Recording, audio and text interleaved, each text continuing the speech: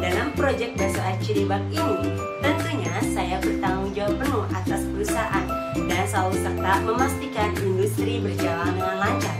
Juga dalam pengembangan strategi pemasaran harus terus diperbarui sehingga memperoleh hasil yang maksimal. Halo, perkenalkan nama saya Indah Yuliana selaku Vice President di Bakso Aci Debak. Sebagai Vice President dalam perusahaan ini, saya memiliki tanggung jawab terhadap seluruh kegiatan yang dilaksanakan di perusahaan. Saya juga bertanggung jawab atas keberlangsungan perusahaan, juga terhadap owner perusahaan. Sebagai Vice President dalam perusahaan ini juga, saya memiliki peran dalam mengambil kebijakan strategis perusahaan, juga sebagai controller dan evaluator atas pengembangan bisnis.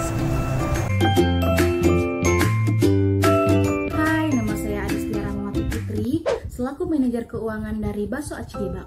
Peran saya sebagai manajer keuangan adalah menjalankan dan mengoperasikan roda kehidupan perusahaan seefektif dan seefisien mungkin dan menjalin kerjasama dengan manajer lainnya. Selain itu, saya juga berperan dalam mengambil keputusan penting dalam investasi dan pembiayaan serta hal yang terkait dengan keputusan tersebut. Dan yang terakhir, saya juga berperan dalam menghubungkan pasar keuangan di mana perusahaan dapat memperoleh dana dan surat berharga dapat diperdagangkan. Halo semua, perkenalkan saya Sarah Afifa selaku manajer produksi Bakso Aci Debak. Sebagai manajer produksi, di sini saya berperan untuk memastikan bahwa kegiatan produksi berjalan dengan lancar dan efisien. Selain itu, saya berperan untuk memastikan bahwa target produksi tercapai setiap harinya dan memastikan bahwa produk yang dihasilkan sesuai dengan standar perusahaan.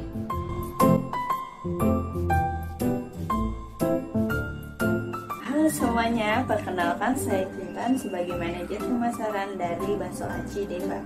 Sebagai manajer pemasaran, saya di sini membantu untuk merencanakan program pemasaran seperti melihat produk dan jasa yang ditawarkan oleh perusahaan ataupun pesaingnya. Serta saya juga membantu mengidentifikasikan pelanggan potensial. Ini juga saya sebagai manajer pemasaran mengatur strategi harga untuk bertujuan untuk meningkatkan keuntungan perusahaan. Dan juga saya memastikan perusahaan kami di sini bernama CV Debak Foods yang berdiri sejak 16 Juli 2021 yang bertempatkan di daerah Jakarta. Perusahaan kami termasuk sebagai perusahaan home industry yang beranggotakan 13 karyawan. Produk yang kami tawarkan di sini ialah sebagai produk frozen food berbahan dasar aci. Untuk info lebih lanjut bisa hubungi email kami di debakfoods@gmail.com. Apa itu Debak Food? Debak Food adalah sebuah badan usaha yang bergerak di bidang industri makanan. Produk yang akan dibuat adalah produk olahan aci. Salah satunya adalah jajanan yang kini sedang digandrungi masyarakat, yaitu bakso aci. Brand yang akan digunakan bernama brand Bakso Aci Debak.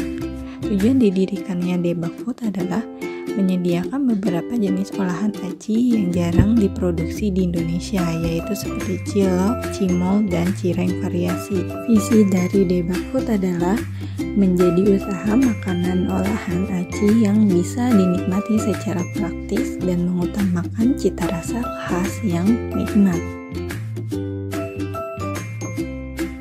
Misi Debak Foods diantara lain ialah menyediakan produk olahan aci dalam kemasan, memberikan produk olahan aci yang terbaik, menggunakan bahan baku yang terbaik dan berkualitas, menggunakan inovasi produk, meningkatkan kesejahteraan seluruh karyawan dan pemilik, memaksimalkan profit badan usaha.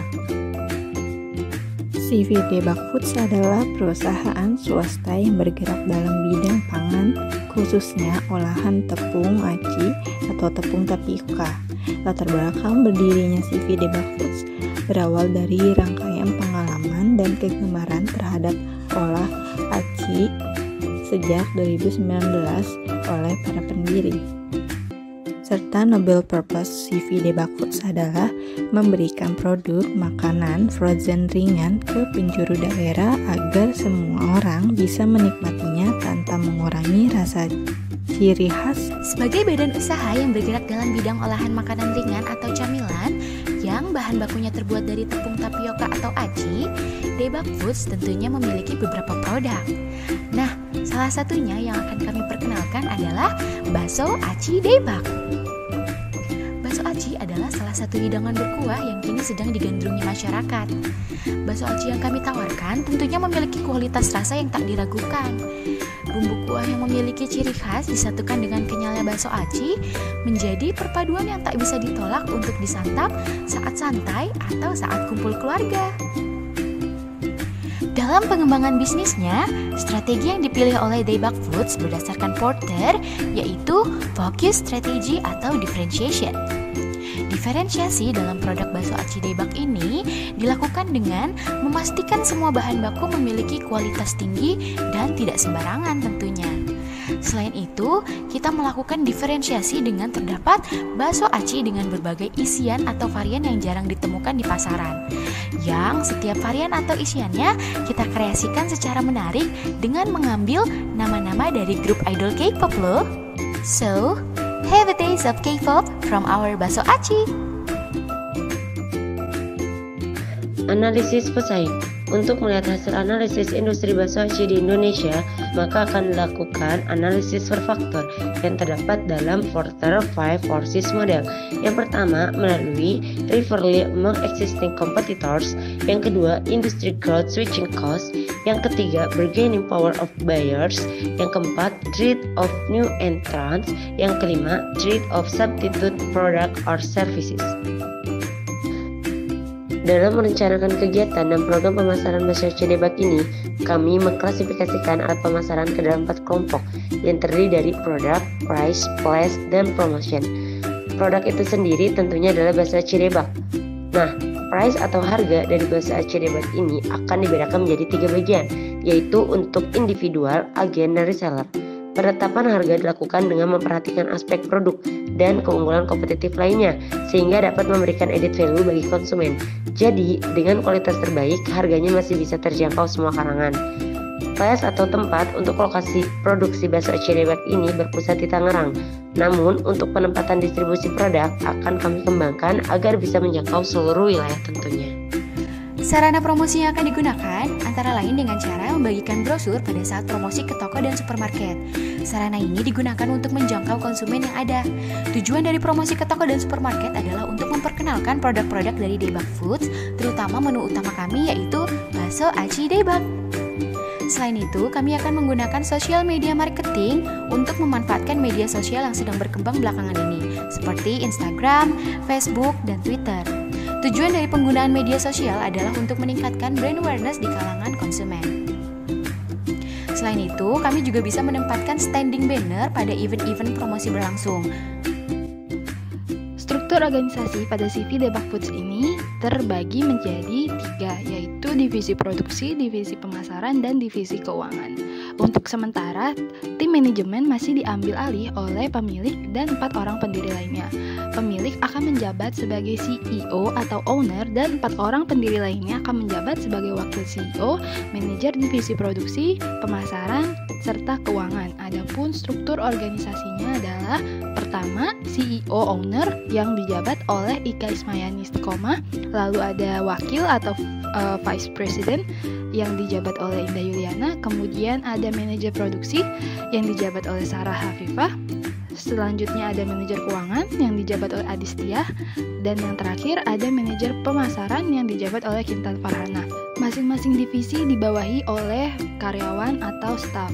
Untuk staf produksi dikerjakan oleh 5 orang karyawan, untuk staf pemasaran akan dikerjakan oleh 2 orang karyawan, dan staf keuangan dikerjakan oleh 1 orang karyawan, yaitu kepala staf sendiri.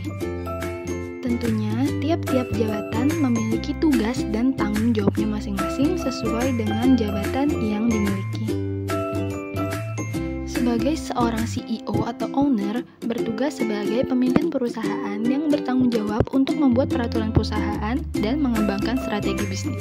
Di bawah CEO dan owner, terdapat vice president yang bertugas membagi peran dan tanggung jawab tim, serta bertanggung jawab untuk mengembangkan strategi pemasaran. Selanjutnya, Terdapat manajer di tiap-tiap divisi.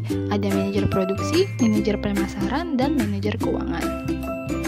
Manajer produksi memiliki tugas dan tanggung jawab untuk memastikan kegiatan produksi berjalan secara lancar dan efisien, serta memastikan target produksi tercapai setiap harinya dan menghasilkan kualitas produksi yang sesuai dengan standar perusahaan. Manajer pemasaran memiliki tugas dan tanggung jawab untuk mengembangkan strategi dan rencana pemasaran, menangkap gambaran detail lingkungan pemasaran, mengubah strategi menjadi program. Manajer pemasaran harus membuat keputusan dasar tentang pengeluaran, aktivitas, dan alokasi anggaran, serta membangun kesinambungan hubungan dengan pelanggan.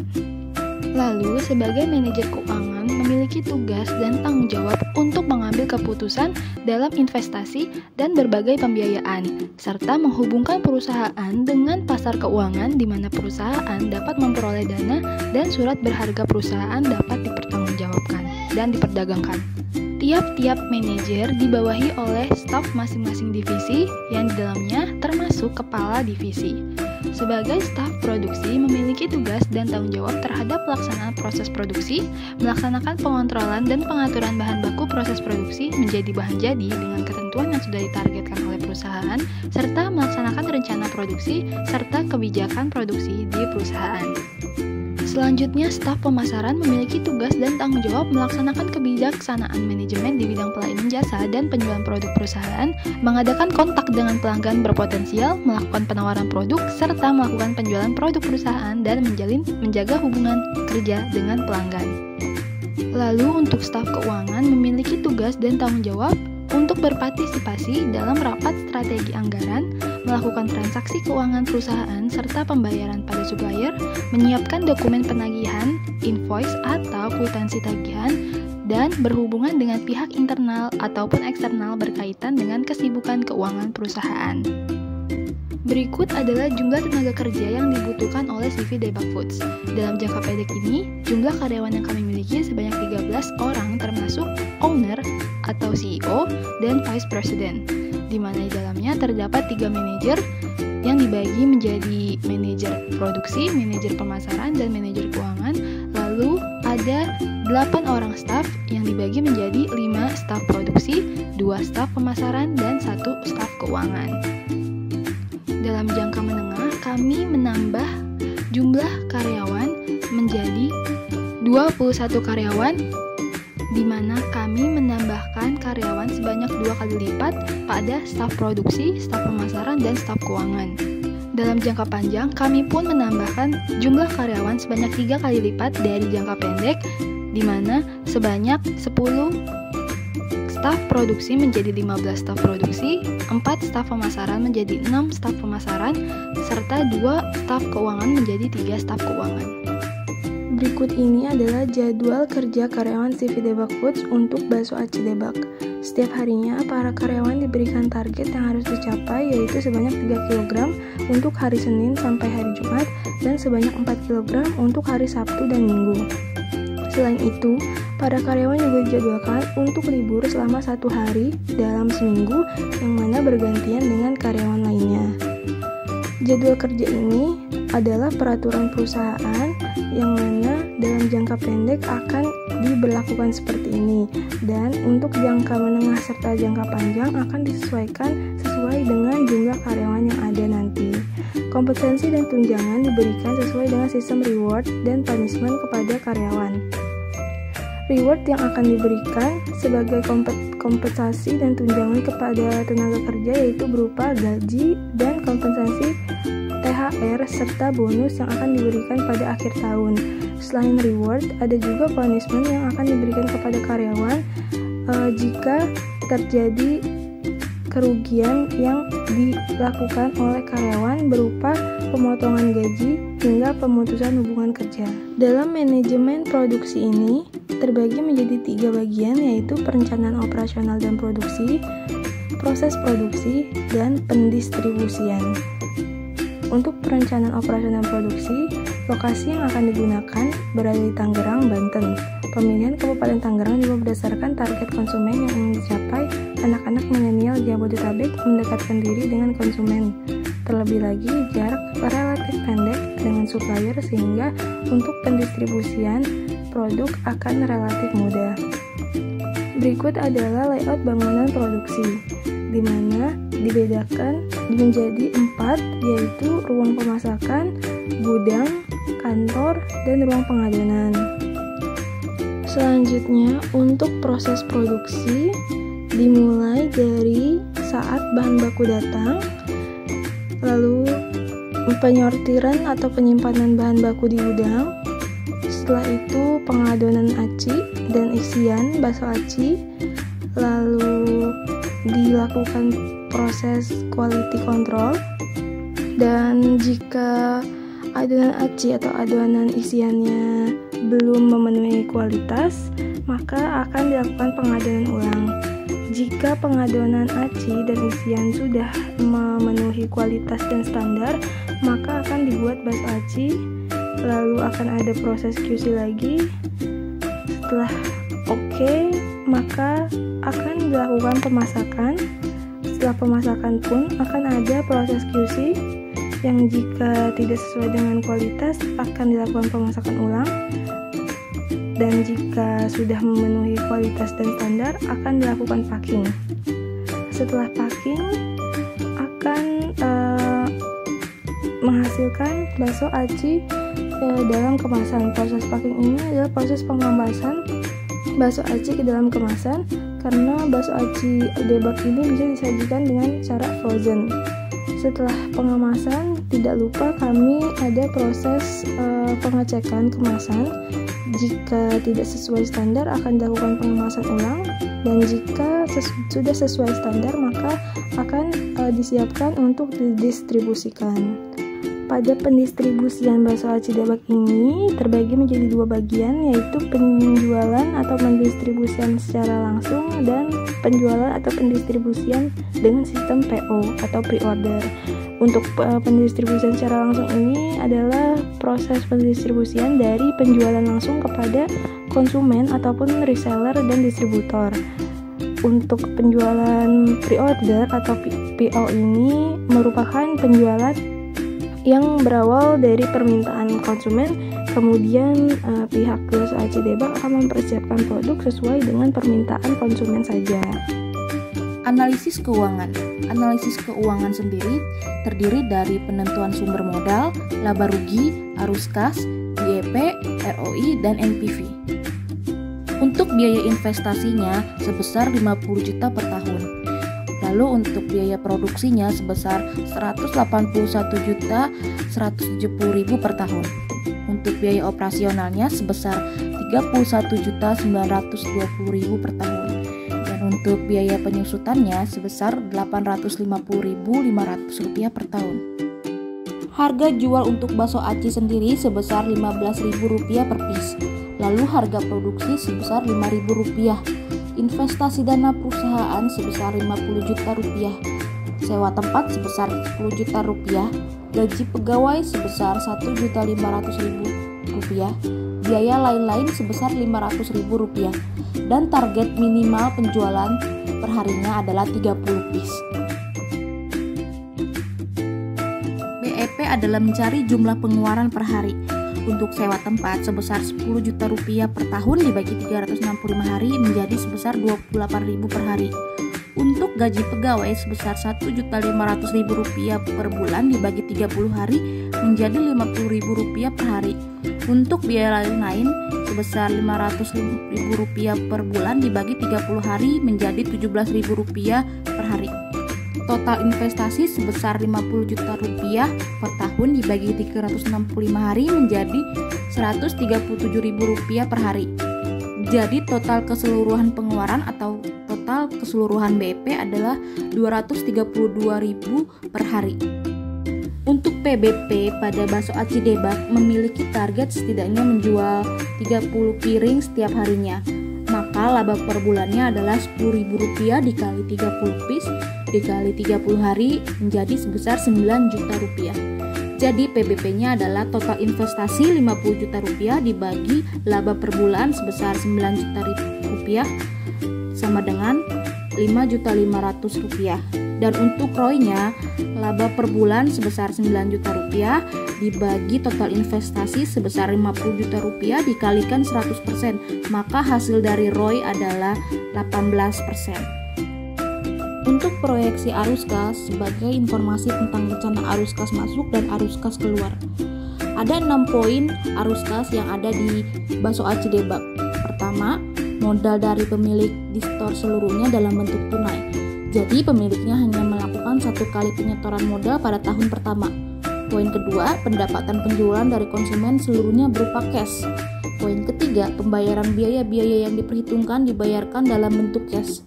Poin keempat, pembelian bahan baku langsung dibayar menggunakan cash kepada penjual. Poin kelima, pembayaran kepada karyawan juga dibayarkan secara cash. Poin keenam, seluruh saldo kas merupakan hak pemilik. NPV adalah Net Present Value. Untuk keterangannya, CT adalah aliran kas per tahun pada period, C0 adalah investasi pada awal tahun, dan R adalah suku bunga NPV Debak Foods. Diketahui investasi awal Debak Foods sebesar Rp5.578.000, maka usaha Debak Foods cukup layak untuk dijalankan. Ada 3 poin perencanaan jangka pendek. Pada poin pertama adalah membeli perlengkapan bahan-bahan untuk pembuatan bakso aci Debak. Poin kedua adalah mengembangkan inovasi cita rasa pada bakso aci Debak.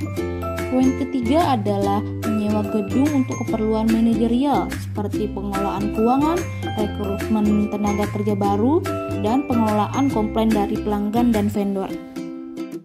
Dan yang terakhir adalah perencanaan jangka panjang.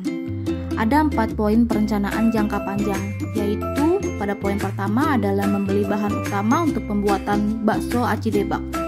Pada poin kedua adalah mengembangkan produk-produk Debak Food di kalangan masyarakat melalui alternatif sosial media seperti website, Instagram, Twitter, Facebook, dan sosial media lainnya.